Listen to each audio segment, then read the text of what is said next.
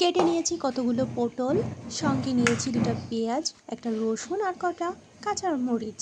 তো দেখো রান্না করতে যাচ্ছি একটা মজার রান্না। তার ভিতর বলে রাখি, যে এখনও আমার চ্যানেলটিকে সাবস্ক্রাইব করনি তারা চ্যানেলটিকে সাবস্ক্রাইব করে আমার পাশে থেকো।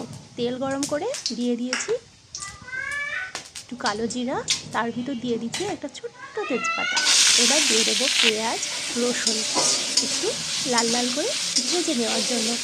ভিডিওটি কেমন লাগবে তোমাদেরকে, ভিডিওটি দেখার শেষে অবশ্যই কমেন্ট করে জানাবে।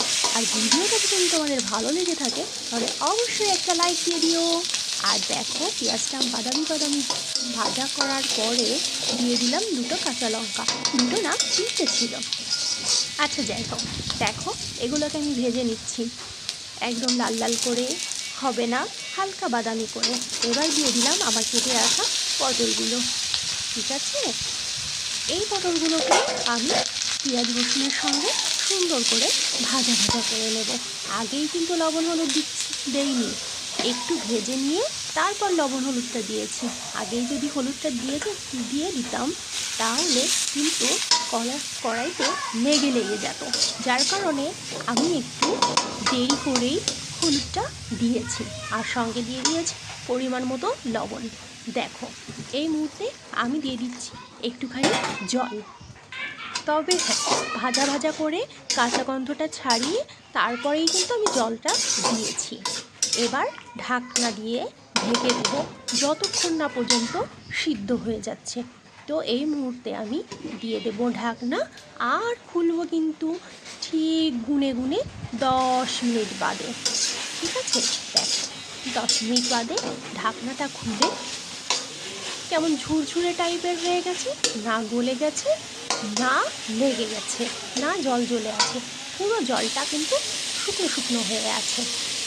দেখো এবার আমি দিয়ে দিচ্ছি একটুখানি চিনি, 1 চামচ পরিমাণ হবে।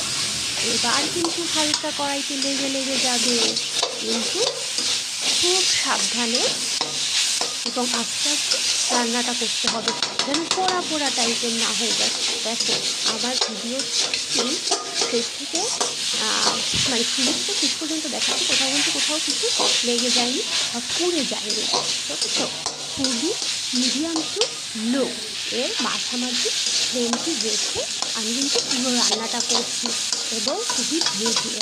ঠিক আছে, মানুষ বলে 2 মিনিটে হয়ে যাচ্ছে, 5 মিনিটে হয়ে যাচ্ছে, 3 মিনিটে হয়ে যাচ্ছে।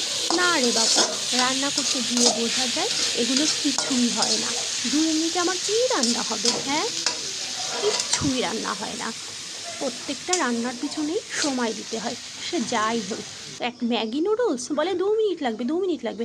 না রে বাবা, রান্না করতে গেলে বোঝা যায় 2 মিনিট লাগে না। তো দেখো সুন্দর কষা কষা মাখো মাখো হয়ে উঠেছে, এক লোভনীয় তরকারি বা যাই বলি না কেন আমি এভাবে করে নিয়েছি, খেতে